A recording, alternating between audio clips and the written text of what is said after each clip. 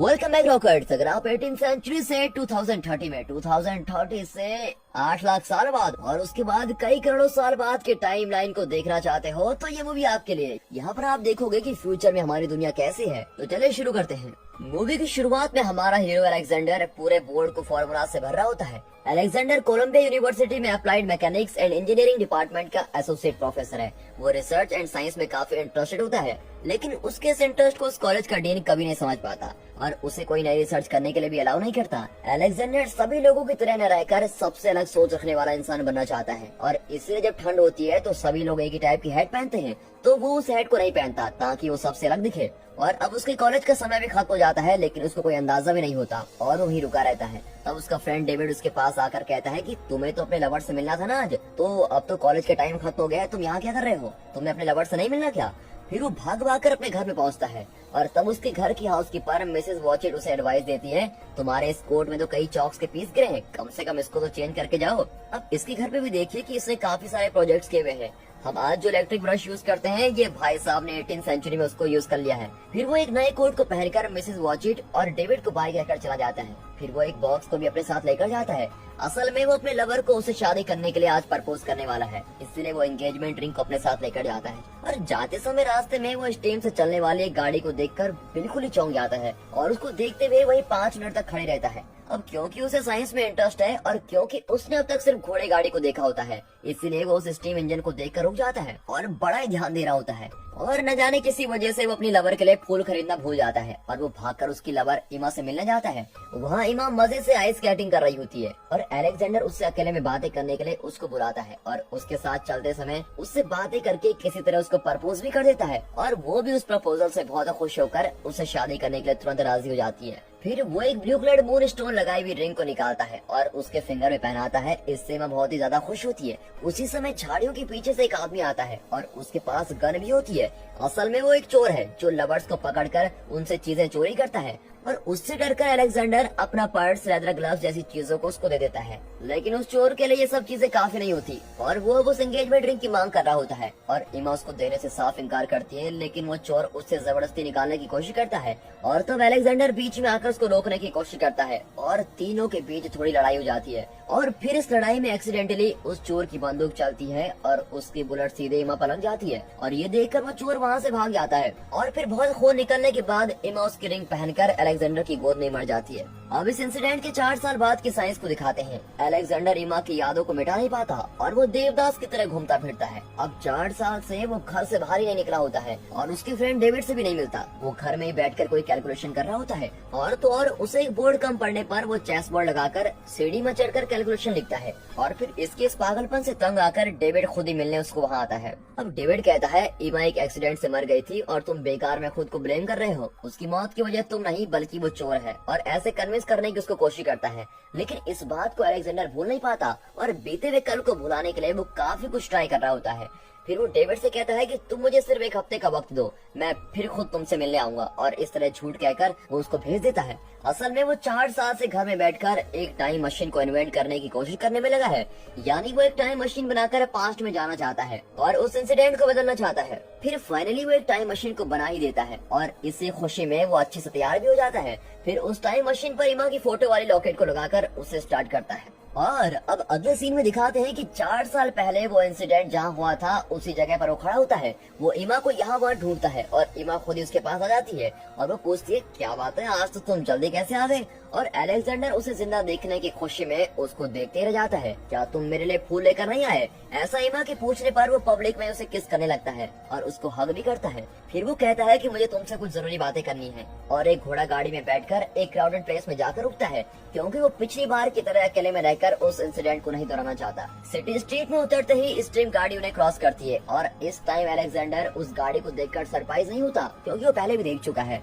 वो इमा के साथ गुजरने वाले हर एक पल को इम्पोर्टेंट समझता है और फिर उससे कहता है कि तुम अब सेफली घर जाओ, मैं रात में आकर तुमसे मिलूंगा। और तब इमा उसे फिर से कहती है कि मुझे फूल चाहिए और वो फूल लेने के लिए एक शॉप में जाता है और उसके फ्लावर शॉप में जाते ही वहाँ स्टीम गाड़ी रोड पर अजीब तरीके से चलने लगती है और तब उसके सामने से पास होने वाले घोड़ा गाड़ी के दोनों ही घोड़े उस स्टीम व्हीकल की आवाज से डरकर उछलने लगते हैं और फिर वो घोड़ा गाड़ी रोड साइड पर खड़ी इमा पर गिर जाती है और दुर्भाग्य से इमा फिर मर जाती है। अब अलेक्जेंडर फिर से ऐसा इंसिडेंट होने पर बहुत ही उदास होता है और इमा के इस एक्सीडेंट को जानकर डेविड आकर उसको कंसोल करता है, लेकिन उसके दिमाग में कोई और बात चल रही होती है। वो इमा के फेट को कैसे बदला जा सकता है इस बारे में सोच रहा होता है, इसलिए वो फिर टाइम मशीन में बैठकर उसे स्टार्ट करता है और इस बार वो फ्यूचर में जाना चाहता है। उस मशीन के स्टार्ट होने पर उसकी सराउंडिंग्स के season, day time, fashion, building, technology ये सभी बदलने लगती है और ये सब चलते समय वाइब्रेशन में इमा का लॉकेट गलती से नीचे गिर जाता है, लेकिन अलेक्जेंडर उसको पकड़ नहीं पाता और वो नीचे गिरकर गायब भी हो जाता है। फिर कुछ देर बाद वो स्क्रीन में द फ्यूचर इज नाउ को डिस्प्ले होते हुए देखता है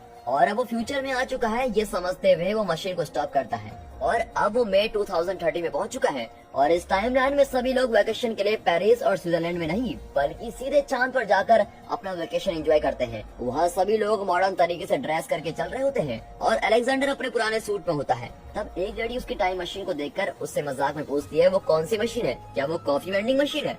फिर वो आगे चलकर एक पब्लिक लाइब्रेरी में जाता है और उस लाइब्रेरी में कई स्कूल्स के बच्चे भी नजर आते हैं। उन बच्चों के हाथ में कोई नोटबुक और पेन नहीं होता बल्कि उनके पास एक ट्रांसपेरेंट गैजेट होता है जो कि माइक्रो स्कैनर है और इस तरह के बड़े साइज के काफी माइक्रो स्कैनर्स पूरे लाइब्रेरी में रखे होते हैं और उनमें से वॉक्स नाम का एक वर्चुअल लाइब्रेरी असिस्टेंट होता है जो पूरी लाइब्रेरी को हैंडल करता है। वो अलेक्जेंडर से बातें करने लगता है। उसमें लाइब्रेरी में होने वाले बुक्स की सारी डिटेल्स होती है और उससे कोई सवाल किए जाने पर उन बुक्स में से इन्फॉर्मेशन पढ़कर वॉक्स बता सकता है। और अब अलेक्जेंडर उस आर्टिफिशियल इंटेलिजेंस वाले वॉक्स को देखकर बिल्कुल ही चौंक जाता है और उससे टाइम ट्रेवल के बारे में पूछता है। वो पूछता है कि किस वजह से मैं पास्ट के इंसिडेंट्स को बदल नहीं पाया। तब वॉक्स कहता है कि कोई अपने पास्ट को नहीं बदल सकता और इसीलिए जो हो चुका है उसको कभी भी बदला नहीं जा सकता। फिर वो टाइम मशीन पर लिखी हुई कोई बुक को पढ़ना चाहता है लेकिन वहाँ प्रैक्टिकली कुछ नहीं मिलता और अलेक्जेंडर ने 18th सेंचुरी में टाइम मशीन से रिलेटेड एक बुक लिखी होती है। उसकी लिखी हुई बुक भी उस लाइब्रेरी में होती है और उस बुक में ऑथर का टाइम पीरियड 18th सेंचुरी के डेट से 1903 तक मेंशन किया होता है, यानी 1903 में जब अलेक्जेंडर टाइम मशीन में बैठा था तब से उसको किसी ने नहीं देखा। अब टाइम मशीन पर और किसी ने भी बुक नहीं लिखी होती है और ये पता चलने पर वो समझ लेता है कि 2023 तक टाइम मशीन को सिर्फ उसी ने बनाया है। अब उसके डाउट को क्लियर करने के लिए वो फिर से टाइम मशीन में बैठकर 7 साल आगे चला जाता है, यानी कि अब वो 2037 में आ जाता है और तब देखते हैं कि पूरी न्यूयॉर्क सिटी बर्बाद हो रही है और रास्ते पर भी कोई इंसान नहीं दिखता और किसी को देखते ही पुलिस उनको अरेस्ट करके लेके जाती है। अब असल में हुआ ये होता है कि धरती पर जगह कम पड़ने से लोगों ने चांद पर जाकर घर बना लिए हैं और वहाँ रहना शुरू कर दिया है और कई सारी बिल्डिंग्स बनने से चांद में कोई प्रॉब्लम हो जाती है और चांद 2 भागों में सेपरेट होने लगता है और इसके कारण चांद का वेट चेंज हो जाता है जिसकी वजह से उसका रोटेशनल ऑर्बिट भी चेंज हो जाता है और इससे वो धरती के रोटेशनल ऑर्बिट में आकर क्लैश होने लगता है और इससे धीरे धीरे धरती भी डैमेज हो जाती है।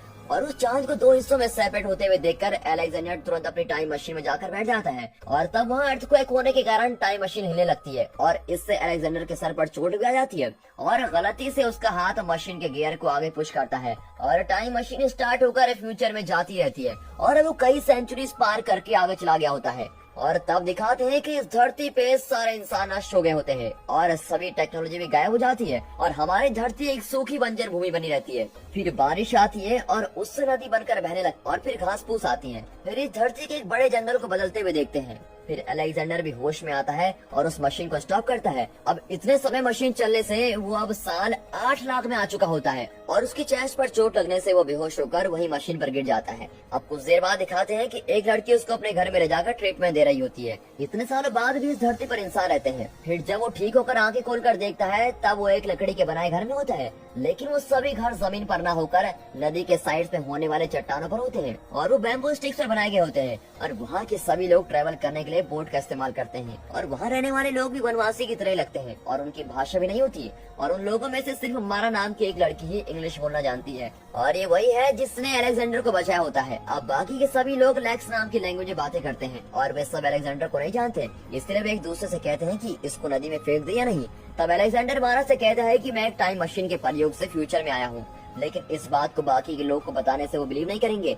ये सोचकर वो झूठ कहती है कि वो एक पागल इंसान है और इसे इसका नाम याद नहीं है और गांव के बारे में भी कुछ पता नहीं है। तब उस गांव का लीडर उसको घूरते हुए देखता है और बाकी के लोग उसको पागल समझकर छोड़ देते हैं और फिर अंधेरा होने लगता है। तब वहाँ के लोग अपने बोट्स को ऊपर उठाकर घरों के पास ही बांध कर रखते हैं और अभी समझ में नहीं आता कि ये बोट को पानी में क्यों नहीं रख रहे हैं। अब अलेक्जेंडर मारा से बातें करता है और वहाँ के लोगों के बारे में जानता है। मारा उन लोगों को इंग्लिश सिखा रही होती है और वो लोग उसको इलॉय कहकर बुलाते हैं। मारा का एक छोटा भाई भी होता है जिसका नाम कैलन है और उसको भी इंग्लिश आती आती है। अब उस टाइम लाइन में इंग्लिश सबसे पुरानी लैंग्वेज होती है और बाकी के सारे लैंग्वेजेस मिट गई है। फिर मारा कहती है कि उसके पेरेंट्स यहाँ पर नहीं है और वो कहीं और चले गए हैं। अब उससे बातें करते समय वो आसमान में देखता है, तब चांद टुकड़ों में टूटकर आसमान में फैला हुआ नजर आता है। फिर वो मारा से पूछता है कि आप लोग अपनी बोर्ड्स को ऊपर उठाकर क्यों रखते हो, क्या यहाँ पर भी चोरी होती है? तब मारा कहते हैं कि हम तो चोरी शब्द को जानते ही नहीं है, यहाँ चोरी कोई नहीं करता, लेकिन एक सेफ्टी के लिए हम ऐसा करते हैं। अब उस रात अलेक्जेंडर को कोई डरावना सपना आता है और उसी समय मारा के भाई को भी कुछ ऐसा ही सपना आता है और वो उठकर मोरलोक करके चिल्लाने लगता है और तब मारा आकर उसको किसी तरह दिलासा देती है। फिर अलेक्जेंडर देखता है कि हैंगर में लगे हुए अलेक्जेंडर की वॉच वहाँ से गायब है। फिर वो मारा से पूछता है कि मोरलोक का क्या मतलब है, वो ऐसा क्यों चिल्ला रहा था? तब वो बस इतना कहती है कि वो कोई बुरा सपना था, लगता है वो कोई बात छुपा रही है। अब अगले दिन सुबह वो दोनों एक जगह पर जाते हैं। उस जगह पर चांद टूटने के पहले से ही कुछ चीजें होती हैं। अब मारा को उसके पेरेंट्स ने ऐसी जगह पर इंग्लिश सिखाई होती है। तब मारा उससे कहती है कि मैं मानती हूँ तुम्हारी बातें सच हैं, लेकिन तुम टाइम ट्रेवल करके इतने साल आगे क्यों आए हो? तब वो कहता है कि मैं पास्ट को बदलना चाहता था और मैं उसको बदलने गया, लेकिन कुछ भी बदल नहीं पाया। और फिर मैंने सोचा कि फ्यूचर में जिसने भी टाइम मशीन को बनाया होगा उसको पता होगा कि बीते हुए कल को कैसे बदला जा सकता है, ताकि मैं फिर से अपने पास्ट में जाकर उस इंसिडेंट को होने से रोक सकूं।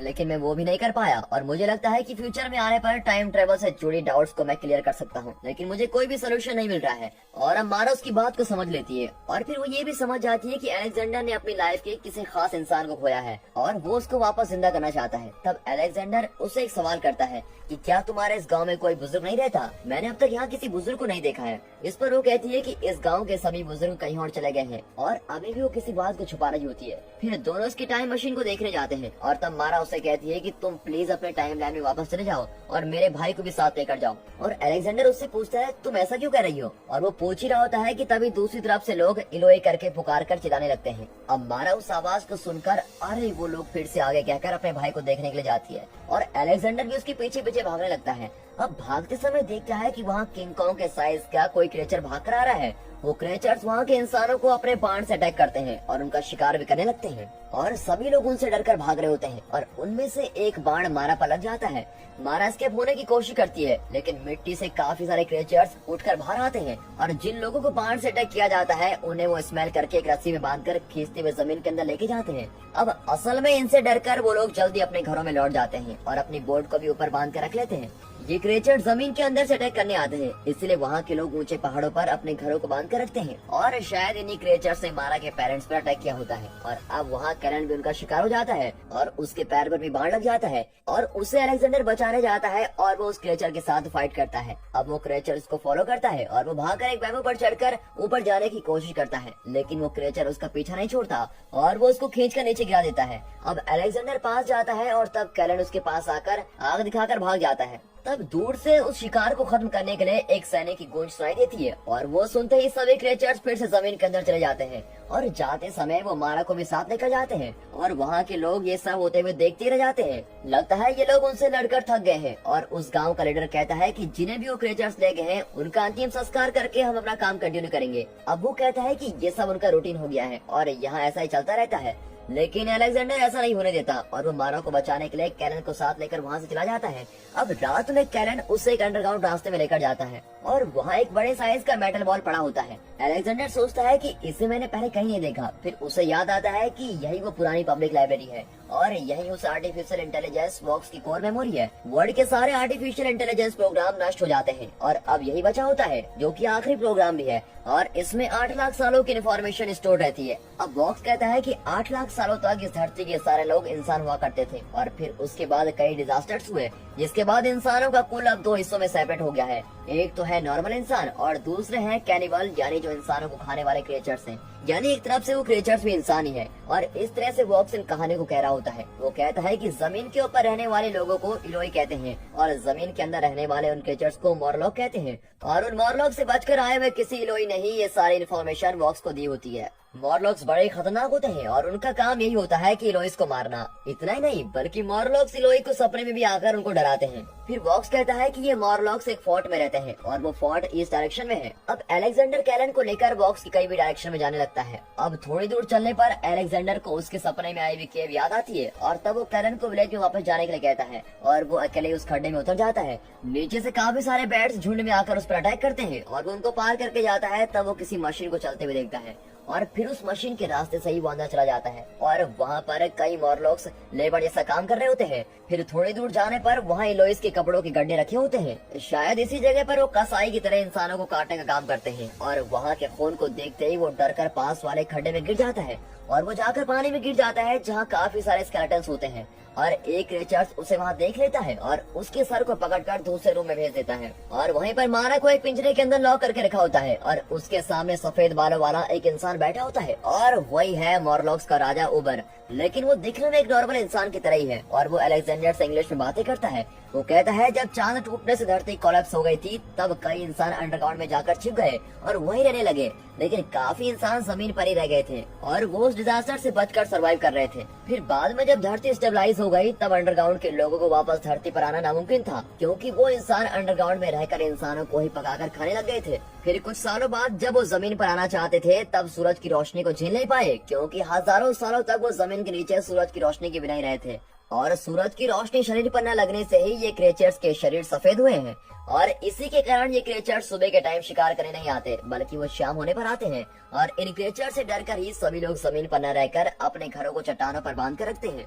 और इतना नहीं बल्कि इन्हें शिकार करने के लिए पावरफुल और स्ट्रॉन्ग क्रिएचर्स की जरूरत होती है और शिकार करने के लिए उन क्रिएचर्स का एक ग्रुप होता है जो बाकी के मॉरलॉक से ज्यादा स्ट्रॉन्ग होता है और उन्हें हंटर्स कहा जाता है। मॉरलॉक से खाने की जरूरतों के लिए हंटर्स का ग्रुप बनाया गया है और यही हंटर्स इलोई लोगों का शिकार करते हैं और उन्हें शिकार करने के अलावा और कोई काम नहीं आता। उन्हें नॉर्मल इंसानों की तरह बातें करना भी नहीं आता, लेकिन किसी कम्युनिकेशन के बिना ही यूबर उनके दिमाग में जाकर उनको कंट्रोल कर लेता है।